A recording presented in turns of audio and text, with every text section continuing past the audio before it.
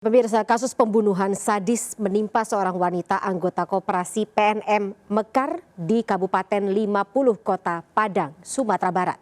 Korban dibunuh dan jasadnya dibakar hingga tersisa hanya tulang belulang. Tersangka tega menghabisi pelaku lantaran sakit hati pada ucapan korban kala korban menagih utangnya.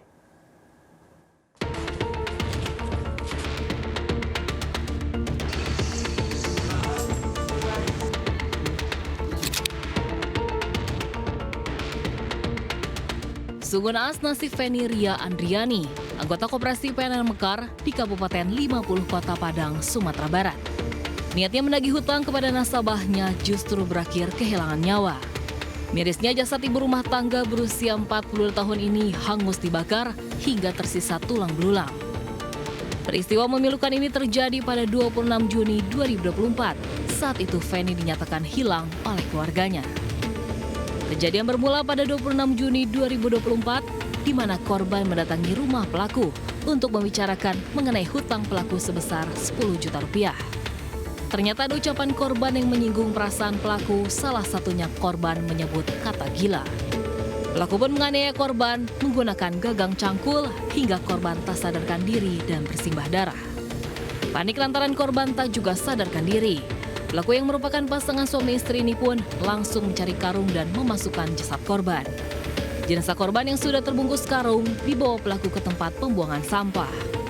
Guna menghilangkan jejak, pelaku pun membakar jasad korban hingga tersisa tulang belulang. Menurut pihak kepolisian, pelaku cukup lihai dalam menyamarkan pembakaran jasad korban sebagai upaya menghilangkan jejak. Jadi para tersangka untuk mengkamuflase ya supaya tidak tercium aroma daging kebakar dan sebagainya, dia menggunakan ban untuk membakar si korban itu. Diketahui pelaku sempat berusaha menghapus rekaman CCTV di sekitar rumahnya untuk menutup aksi kejinya. Dalam rekaman CCTV yang kami peroleh, tampak korban mendatangi rumah pelaku untuk menagih pinjaman koperasi yang sudah menunggak. Fani datang menggunakan motor Matic dengan menggunakan jaket biru, setelan pink, dan jilbab putih. Korban menuju rumah pelaku melalui jalan setapak pada pukul 7 pagi. Setelah itu, Fani tak lagi terlihat keluar dari lokasi tersebut. Selain itu, rekaman CCTV juga menangkap aktivitas mencurigakan para pelaku yang merupakan pasangan suami istri, di mana pelaku terlihat mondar-mandir di halaman rumahnya sambil membawa ranting-ranting kayu dan pelepah kelapa untuk pembakaran serta ban bekas. Terlihat juga pelaku membawa karung besar dan sempat terjatuh saat akan menyeret karung berisi jasad korban yang akan dibuang dan dibakar di tempat pembuangan sampah. Berdasarkan rekaman CCTV ini, petugas kepolisian dari Resort 50 Kota berhasil mengungkap peristiwa pembunuhan tragis ini. CCTV yang mana dari hasil CCTV itu menunjukkan pada saat itu si korban menuju ke rumah para tersangka. Nah, dari situlah kita melakukan penelusuran dan pengungkapan kasus ini. Kedua tersangka dikenakan pasal 338 JO pasal 56 KUHP dengan ancaman hukuman 15 tahun penjara. Petugas sempat menunjukkan kepada kami lokasi kejadian di mana kedua pelaku membakar jasad korban, termasuk jalan yang sempat dilewati korban yang sempat terekam kamera CCTV. Kedua pelaku Y 36 tahun dan R 39 tahun kini menyesali perbuatannya. Diakui keduanya merasa sakit hati hingga nekat menghabisi korban secara keji. R mengaku emosinya tersulut lantaran sakit hati pada perkataan korban saat menagih hutang. Anggaran jam 7 kurang lah Pak. Jam 7 kurang, terus dia berbincang dengan orang rumah sama istri. Jadi waktu itu saya dalam keadaan sakit gigi Pak. Jadi berbincang, ya karena udah ribut, saya melontarkan kata dengan kata carut. Omongan kasar ya? Omongan kasar. Udah tuh saya keluar, kami belum ada duit lagi. Karena kami mau mencarikan upah tukang. Kalau ada duit kami angsur, Kak, bilang. Terus dia marah-marah, cerewet lah terus dia sambil apa, nggak bisa keenaan kalian aja katanya. Terus dia bilang, yang kalian harapkan bantuan dari orang aja. Dan disitulah permasalahan terjadi, Pak. Diketahui hutang tersangka kepada koperasi tempat korban bekerja sebesar 10 juta rupiah dan sudah berlangsung selama 1 tahun. Tersangka sendiri mengaku sudah mengenal korban sejak kecil. Saya kenal waktu saya kecil, sudah di rumah kakak itu. Di rumah, tinggal di rumah korban? Ya, bermainlah di rumah. Udah tidur-tidur di rumah kakak itulah. Oh, berarti tetangga sebenarnya dulu? Ya, dulunya waktu libur sekolah. Waktu saya libur sekolah dari Duri, pulang kampung namanya. Akibat insiden ini, korban meninggalkan suami dan 3 orang anaknya.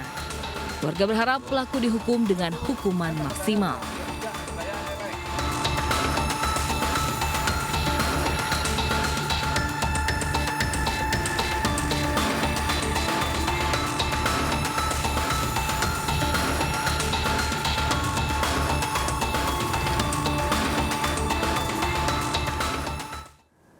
Ya pemirsa, suami korban tidak pernah menyangka pelaku tega menghabisi sang istri.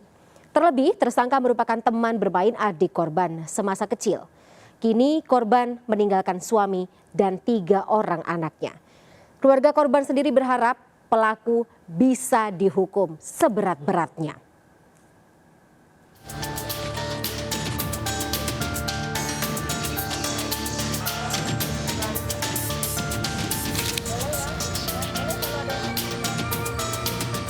Isak tangis keluarga korban tak bisa dibendung saat mengikuti rangkaian otopsi jenazah Faniria Andriani, 42 tahun, yang jasadnya dibunuh dan dibakar oleh tetangga RN dan E yang merupakan pasangan suami istri. Fani sendiri merupakan nasabah PNM Mekar yang merupakan ketua kelompok dari peminjaman modal binaan PNM Mekar yang tewas mengenaskan di tangan nasabahnya saat melakukan penagihan. Korban diketahui sudah aktif menjadi anggota koperasi sejak 7 tahun lalu. Menurut suami korban, Andi Cahyadi, pelaku sudah sering melontarkan ancaman pembunuhan saat dilakukan penagihan. Pelaku ini pernah terlontar, kalau ada yang nagih utang ke sini, dibunuh, itu sempat terlontar itu. Terlontar seperti itu? Iya. Itu sudah berapa lama tagihannya? Setahun? Kalau tagihan macet, udah ada sekitar 1 tahun lebih yang macet sama tersangka ini. Hingga saat ini dirinya masih tidak menyangka pelaku tega melakukan tindakan keji terhadap sang istri. Terlebih, pelaku merupakan teman bermain sejak kecil adik korban. Kami keluarga dengan pelaku ini kenal dekat. Malam pernah tidur, makan di rumah waktu kecilnya itu. Kami pun nggak menyangka. Satu sekolah, teman permainan dulu, permainan.